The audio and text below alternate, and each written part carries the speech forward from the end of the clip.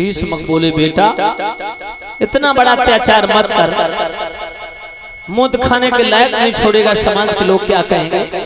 उल्टी गंगा कब से पहने लगे। रोकम कहने लगा पिताजी मैं जानता हूँ कितना बड़ा पैसे वाला है, तुम्हारे जैसे को तो पाने की भी नहीं पूछता है, हम कहेंगे तो मेरे रिश्ते को अपना लेगा। परीक्षित जी उसने एक नहीं मानी, एकांत में जाकर के अपने साले चंदेरी के रहने वाले शिषपाल के लिए चिट्ठी लिख दी। का चंदेरी के रहने वाले साले शिषपाल, अत्र कुशलम तत्र हस्तोपनम, समाचार ये है मैं अपनी बहन रुक्मिणी का विवाह आपके साथ करना चाहता हूँ, मगर मेरे पिता मेरे भाइयों की इच्छा नहीं है, यहाँ तक कि मेरी बहन भी नहीं चाहती है। लेकिन मैं चाहता हूँ तुम्हें, वो चाहते हैं द्वारकाधीश कन्हैया को, और मैं बिल्कुल भी उसे पसंद नहीं करता हूँ, इसलिए आप आए मेरी बहन के साथ विवाह करके मेरे देश को सफल बनाए, और आना तो आना लड़ाकू जवानों को लेके। और परीक्षित जी उसने एकांत में जाके चिट्ठी लिख दी।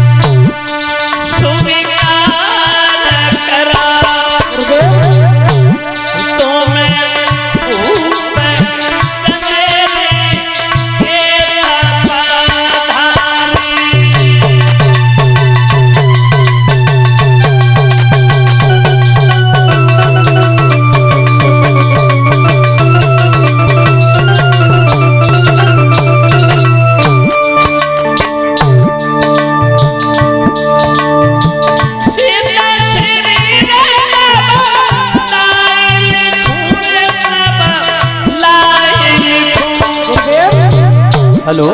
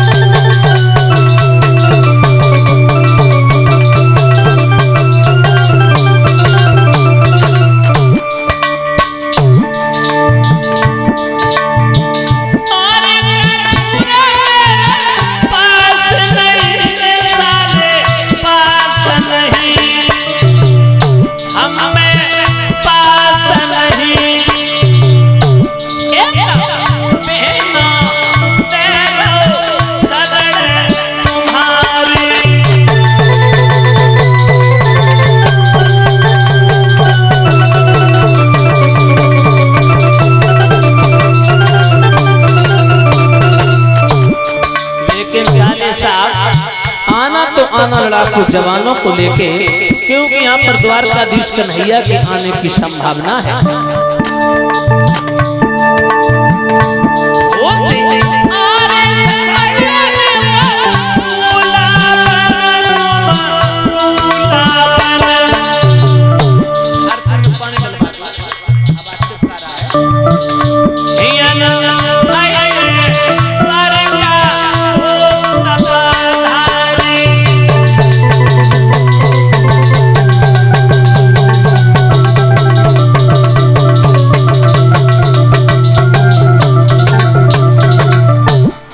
परीक्षित जी ने चिट्ठी लिख दी, असर्पियों के नियों का ढेर लगा दिया, नाई ब्राह्मणों को भेज दिया। चंदेरी पहुंचे, जो शिषपाल ने देखा ये कहां से आए, बोले महाराज कुंदनपुर से आए। बोले कुंदनपुर में तुम्हारे बहनों ही रहते हैं, उन्हीं ने भेजा है। क्यों भेजा? उनकी बहन है न रुक्मिणी। हाँ हाँ जानता हूँ। वो अपनी बहन रुक्मिणी का विवाह आपके साथ करना चाहते, आपकी क्या राय है शिशुपाल? शिशुपाल बोले बाजी वाह, हमारे बहनोई अपनी बहन का विवाह हमारे साथ, भगवान हमारे जैसे बहनोई सब काऊ के हों। और परीक्षित जी बहुत प्रसन्न हुआ, नाचने लगा, खुशी का ठिकाना नहीं रहा। नाई ब्राह्मण को मंत्री के हवाले कर दिया, कैसे नाश्ता कराओ, नाश्ता कराओ तब तक मैं तैयारी करूंगा। और परीक्षित जी जो नीचे चिट्ठी पड़ी कि द्वारकाधीश भगवान कन्हैया के आने की संभावना, चिट्ठी हाथ से छूट के जमीन पर गिर गई। बोले कन्हैया आएगा तो युद्ध होगा, और कन्हैया आएगा तो जान के लाले पड़ जाएंगे। लेकिन कहा कन्हैया आएगा, शादी के तो 15 दिन बाकी हैं। परीक्षित जी उसने कहा 15 दिन पहले से कुंदनपुर को घेर लेंगे। कन्हैया क्या, कन्हैया के फरिश्ते भी नहीं अंदर आ सकते। परीक्षित जिसने ध्यान किया देवठान का, तो 15 दिन बाकी हैं शादी के। अच्छा परीक्षित जी एक बात और मैं बता दूं आपको, ज्योतिष शास्त्र पंचांग के अनुसार, पत्रा के अनुसार, पंचांग के अनुसार, ज्योतिष शास्त्र के अनुसार, जिस किसी भाई बहन की शादी न बनती हो, पंडित जी का नहीं परीक्षित जी के भाई 1 साल तक शादी न बनेगी, तो कुछ हमारे ज्योतिष शास्त्र के अनुसार अबूझ मुहूर्ते हैं पंचांग में, अबूझ मुहूर्ते। देवठान, उसके बाद में आता है फिलौरा देव, उसके बाद में आती है अख्तीज, उसके बाद में भड़रिया नौमी। ये 4 अबूझ मुहूर्तें होती हैं भगवत श्रोताओं। इसमें शादी करना कोई दोष नहीं माना जाता, ध्यान रखना, इसमें शादी करना कोई दोष नहीं माना जाता।